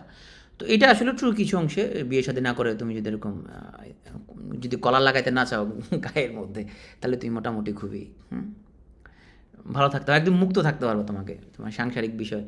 এই জন্য তোমার যারা পোপ যারা, ওরা হচ্ছে যে বিয়ে শাদী করলে সে অনেক কিছু মধ্যে আটকায় যাবে, যাতে না আটকায়, স্বাধীন থাকার জন্য সে হচ্ছে এরকম বিয়ে শাদীর পথে যায় না। যারা বেশি দিন করে নাই, আমি তোমাদের সাধুবাদ জানাই যে তুমি এখনও আটকাও নেই আর কি। তুমি আশা করি তানা ম্যাডাম ক্লাসের মধ্যে নাই। তো যেহেতু হারবার্ট ভাই হুজুর ছিল, উনি একজন মাওলানা, তো এই দেখো উনি কিন্তু টেম্পলে লিখছে উনি। তো দেখো তুমি নামের সাথে কামের মিল আছে কিন্তু, হ্যাঁ, নামের লোকে কামের মিল আছে তোমার, হ্যাঁ। তাহলে দ্য টেম্পল, এটাও হারবার্টের একটা কবিতা। এই যে তুমি নাম চিন্তা করে করে করে তুমি মিলে ফেলতে পারবা, তাহলে দ্য টেম্পল এটা ওনার একটা কবিতা, হ্যাঁ। তাহলে তুমি চিন্তা করবে যে হারবার্ট ভাই, হারবার্ট হচ্ছে যে হুজুর, এবং ভালো কথা বলছো, সে বলছো living well is the best prevention. ও জায়গা খালি তুমি আরও বেশি করে পড়াশোনা করে বিশেষ ক্যাডার হয়ে যাও, বিশেষ ক্যাডার হও তুমি, তারপরে তুমি ইনভেস্টমেন্ট করো, স্টক মার্কেট শিখো, তুমি বিনিয়োগ শিখো, শিখে ধনী হয়ে যাও, ধনী হয়ে তুমি বিভিন্ন জায়গায় ঘুরতে টুরতে যাও, ইনস্টাগ্রামে ফেসবুকে ছবি টবি দাও, দরকার তুমি ফটোগ্রাফার রাখো এক্সট্রাকে একজন, সে শুধু তোমার ছবিগুলো আপলোড করবে, যাতে করে ওই অন্য পক্ষতে যাতে তোমার ইয়ে হয়, যাতে প্রচুর আঘাত খায় যাতে, সেই জন্য, হ্যাঁ। বলছে ভালো থাকতে হবে তোমাকে এরকম, তুমি কেন তুমি হচ্ছে চাকা খাওয়ার পরে তুমি ইয়ে হয়ে যাবা, পথ হারাই ফেলবা, বিশেষ ক্যাডার হয়ে যেতে হবে সবসময়। তোমার অফিসে যখন আসবে সে, তুমি তখন তাকে চা খাইতে বলবা যে বসেন চা খান, এবং এটা বলে তুমি সুন্দর করে রং চা খাওয়াই দেবা। সরকারি সব অফিসে দেখবো রং চা খাওয়ায়, শুধুমাত্র রং চা খাওয়ায়। আমাদের অফিসে একবার আমি বলছিলাম, স্যার কই কি মন খারাপ কেন তোমার? আমি বললাম স্যার মনটা কী বলেন স্যার, আমরা সপ্তাহে একদিন মিটিং হয় বুধবারে, স্যার রং চা খাওয়াই স্যার, আমরা অনেক অপেক্ষা করে থাকি, আমাদের মিটিং হবে, ওখানে দুধ চা খাওয়াবো বিস্কুট দিয়ে স্যার, কিন্তু খাওয়াই রং চা, মনটা খুব খারাপ। স্যার বলে আজকে থেকে এখানে রং চা হবে না, দুধ চাও হবে এখান থেকে। আমি চলে আসার পর দুধ চা আছে কিনা জানি না। তো তোমার অফিসে যখন আসবে, যে তোমাকে ছাকা দিয়েছিল, তুমি রং চা টোস্ট বিস্কুট খাওয়াই দিবে ওকে। টোস্ট বিস্কুট একটা ঐতিহ্য সরকারি অফিসের, মানে সব জায়গায় দেখবে তোমাকে রং চা খাওয়াবে, এবং তোমাকে দেখবে খুব ভালো একটা কাপ, মানে খুব ঝকঝকে তকতকে অনেক বড় একটা কাপ, সেখানে তুমি তো ভাববা তোমার জন্য কফি নিয়ে আসছে, কিন্তু দেখবা সেখানের মধ্যে একটুখানি রং চা, খুব তিতা, এবং লেবু এক পিস এখানে হচ্ছে ঝুলতেছে, এমনভাবে রিকোয়েস্ট করো তোমাকে, ভাববে যে অনেক কিছু দিছে তোমাকে। হ্যাঁ, ঠিক আছে, তোমরা যদি অফিসার হো, তো তোমরা তোমাদের অফিসে অবশ্যই দুধ চা রাখবা ভাই। আমি যখন তোমাদের অফিসে যাবো, তুমি আমাকে দুধ চা খাওয়াবা, খাওয়াতে রং চা খাওয়া না ভাই। তুমি যে দেখো যে কোনো সরকারি অফিসে তোমাকে রং চা খাওয়া দিবে। আচ্ছা, তো আশা করি তোমরা ভালো অফিসার হয়ে তোমরা অফিসের মধ্যে তোমার দুধ চার প্রবর্তনটা করবা, অ্যাটলিস্ট আমাকে দুধ চা খাওয়াও। তো যেটা বলছিলাম, মানুষজন প্রথম ভাবছে যে রাজার বিরুদ্ধে বিদ্রোহ করে, রাজার বিরুদ্ধে বিদ্রোহ করে ওরা গণতান্ত্রিক সরকার নিয়ে আসছে। তো ওরা, ক্রমওয়েল ছিল একজন তোমার, তাকে ক্ষমতা বসাইছে, অলিভার ক্রমওয়েল, তাকে ক্ষমতা বসাইছে জনগণের প্রতিনিধি হিসাবে। হ্যাঁ, তো ওরা ভাবছে রাজার শাসন তো চলে গেছে, এখন কমনওয়েলথ হবে, এখন জনগণের শাসন, ওরা ভোট টোট দিবে। তো ওরা অনেক মানে মজা পাইছে, আর এরকমই হবে, আমাদের দেশ সুন্দর করে চলবে। কিন্তু লোকজন দেখলো যে কিরে ভাই, আমরা যেরকম ভোটের অধিকার চাইছিলাম, ভোটের অধিকার তার পাচ্ছি না, রাতের বেলা ভোট হয়ে যাচ্ছে, 1 মিনিটে 47টা করে ভোট দিয়ে দিচ্ছে।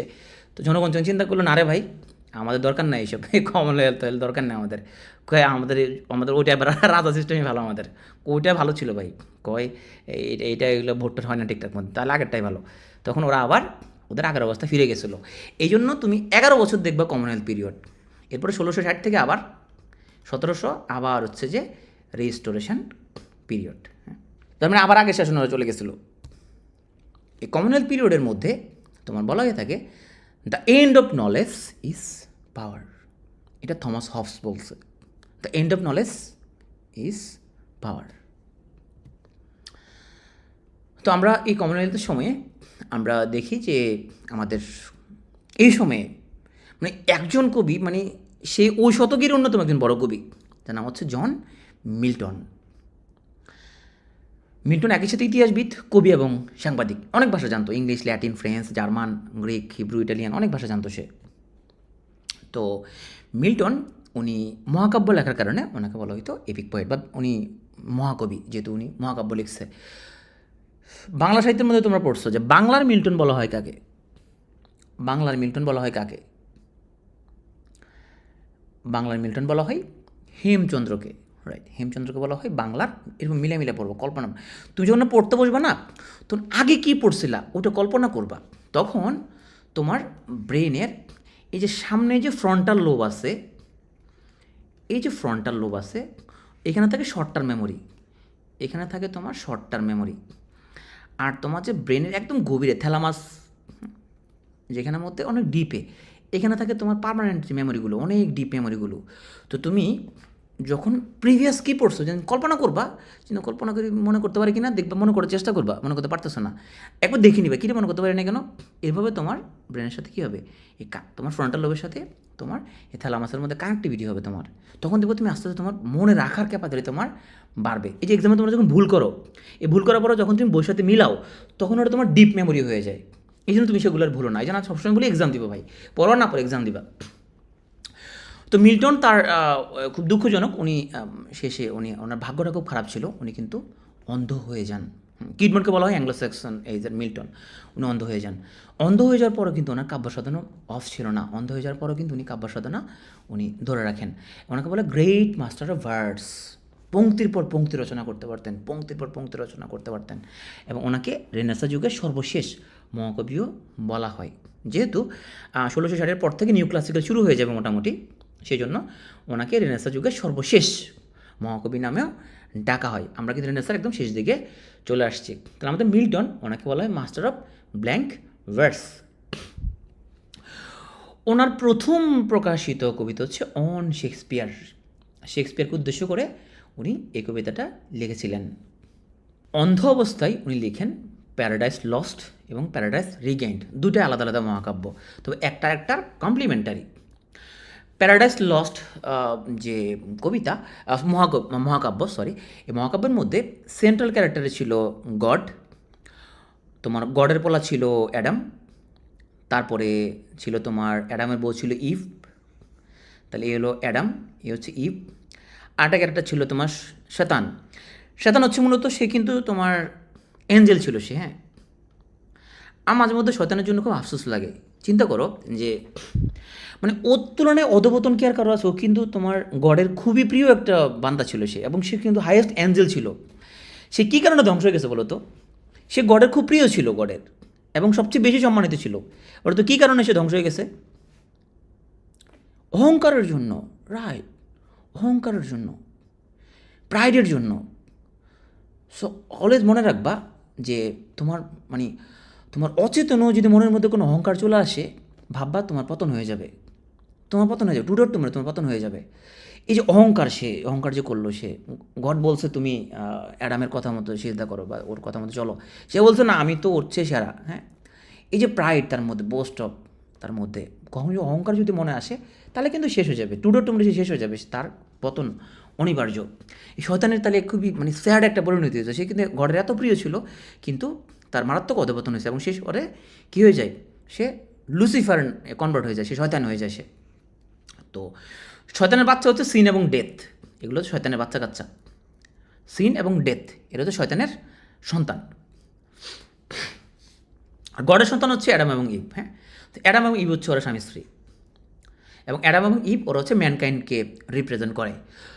তো গড অ্যাডাম এবং ইভকে বলছে তোমরা এখানের মধ্যে বাগানের মধ্যে ঘোরাঘুরি করো, তোমরা এখানে যা খুশি তা করতে পারো, এখানে দাবা খেলো, লুডো খেলো, ক্যারাম বোর্ড খেলো, মজা করো, এখানের মধ্যে ক্রিকেট ফুটবলও খেলতে পারো, তোমার সমস্যা নাই।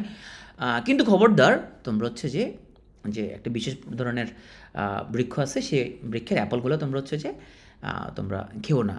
হ্যাঁ, কিন্তু তোমার শয়তান তোমার ইভকে বলে যে আরে খাইয়ে দেখো না, একটা অনেক মজা টেস্ট আছে। কয় জানো গড কেন খাইতে নিষেধ করছে তোমাকে? কয় এটার ভিতরে মজার একটা ব্যাপার আছে, তুমি খাইলে বুঝবা। তো নারীদের কৌতূহল অনেক বেশি। ইভ তখন ওর হাজব্যান্ডকে বলছে আরে চলো না আমরা খাইয়ে দেখি, খাইলে কী হয়। তো অ্যাডাম এবং ইভ তখন হচ্ছে যে সেই গাছের ফলটা খেয়ে ফেলে, এবং খাওয়ার কারণে তখন গড ওদের উপরে খুবই তোমার হচ্ছে যে অসন্তুষ্ট হন। হ্যাঁ, ছোটোবেলায় যখন এই গল্পটা শুনি তখন ওই যে একটা কথা বলছিলাম, never mix fact with fiction. তো আমাকে যখন প্রথমে একজন গল্পটা যখন বলছে, সে কী বলছে জানো? সে বলছে অ্যাডাম এবং ইভ ওরা তো ওখানের মধ্যে বেহেস্তের খানা দানা খাইতো, বেহেস্তের মধ্যে কিন্তু কোনো টয়লেট নেই, মানে ওখানে কোনো বাথরুম করার ব্যবস্থা নেই। তো অ্যাডাম এবং ইভ ওরা যখন ওই আপেলটা খাই ফেলছে, ওদের হাগা ধরছে, কেন ওরা গডকে বলছে গড আমরা হাঁকবো, গডকে বাট এখানে টয়লেট করতে গেছে, এখানে তো টয়লেট নেই কোনো, তো ওদেরকে তো পৃথিবীতে পাঠিয়ে দিছে। তো এই জিনিসটা আসলে বইতে নাই, এটা আমাকে যে গল্পটা বলছে বানায় বলছিল সে। তো আমি এখনও তাকে স্মরণ করি, মানে এটা তার একটা জিনিয়াস একটা ছিল। ওনার নাম হচ্ছে নাজু আন্টি, আমাদের গল্প বলতো। আমি যখন ক্লাস 1-এ পড়তাম তখন আমাদের অনেক গল্প বলতো। নাজু আন্টি আমাকে গল্পটা প্রথম বলে। ওই উনি একটা প্রাইমারিতে পড়ায় এখন, আমি যখন 1-এ পড়ি তখন আমাকে গল্পটা বলছিল উনি, যে অ্যাডাম এবং ইভের গল্পটা। তো এইটা শুনছো না? আচ্ছা, তাই বুঝছি যে উনি আসলে অনেক ব্রিলিয়ান্ট ছিল, যে বানায় গল্প কেমন বলতে হয় এটা। তো গড যখন ওদেরকে পাঠা দিচ্ছে তোমার পৃথিবীতে, তখন ওরা আবার গডের কাছে প্রার্থনা করছে যে ওরা স্বর্গে ফিরে আসতে চায়। তো প্যারাডাইস লস্ট হচ্ছে স্বর্গ থেকে পতন, আর ওরা যে স্বর্গে যে ফিরে যাবে ওইটা হলো প্যারাডাইস রিগেইন্ড। তার মানে একটা কমপ্লিমেন্টারি। হ্যাঁ, ওই পার্ট 1 ওটা পার্ট 2। প্যারাডাইস লস্ট হচ্ছে ওরা তোমার স্বর্গ থেকে পৃথিবীতে চলে আসছে, রিগেন্ড হচ্ছে আবার ওরা স্বর্গে ফিরে গেছে।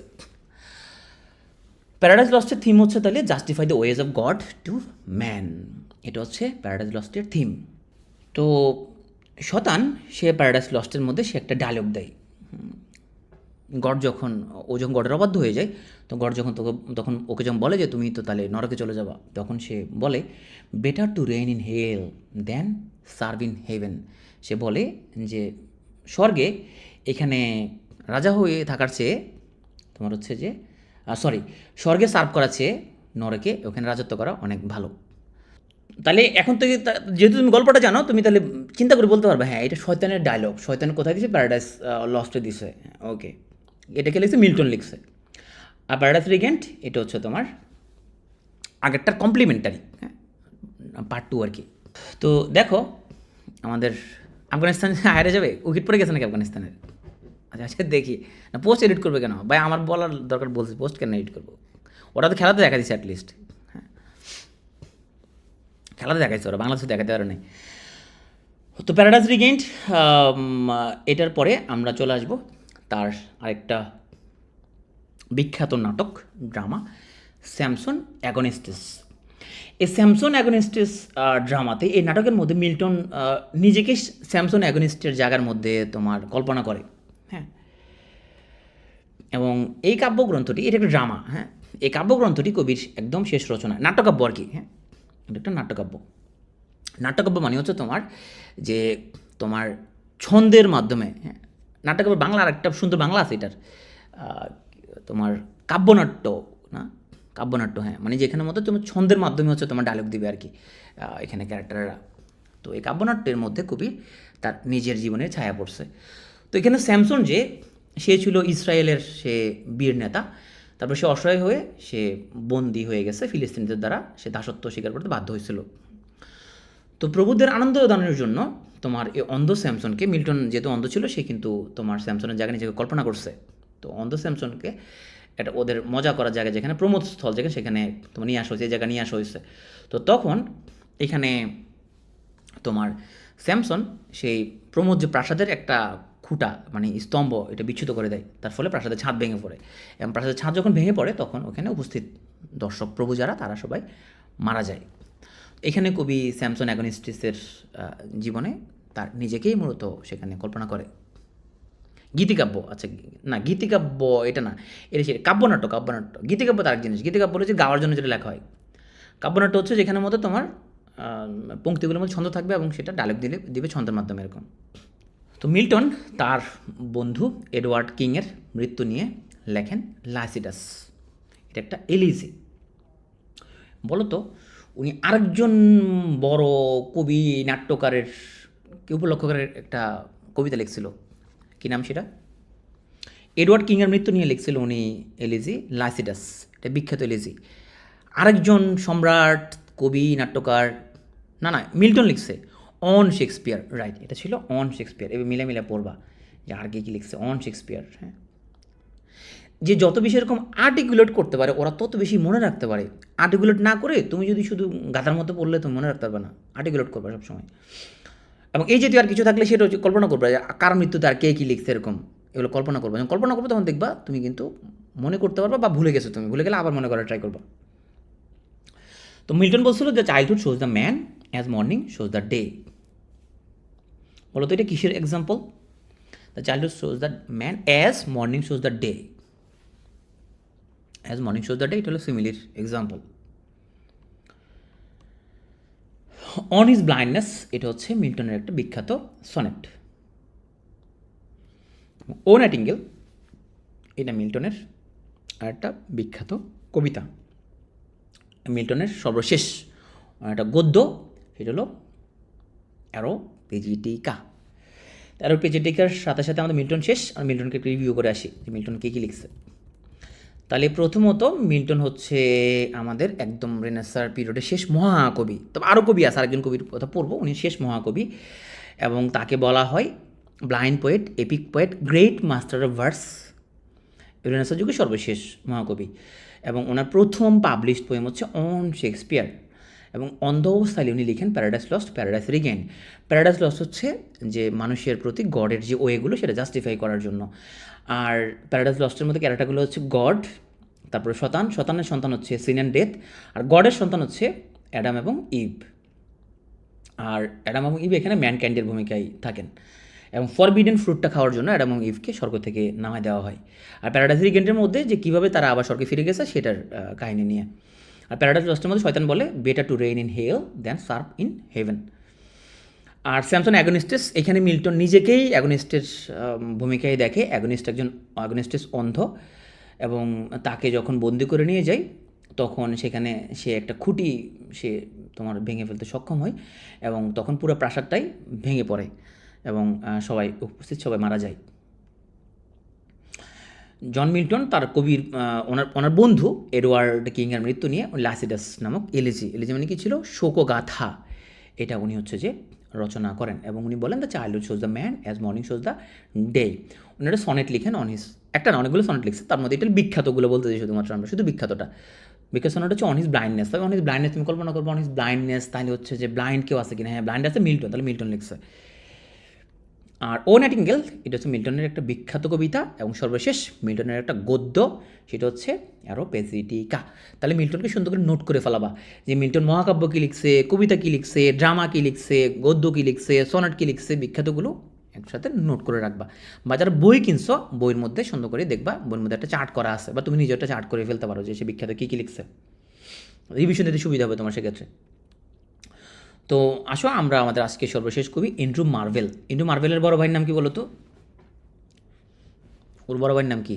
জন ডান। হ্যাঁ, না এরা তো মেটাফিজিক্যাল পোয়েট সবাই, গুরু গুরু, বড় ভাই মানে গুরু বুঝেছি আর কি। মানে মার্ভেলের গুরু হচ্ছে জন ডান।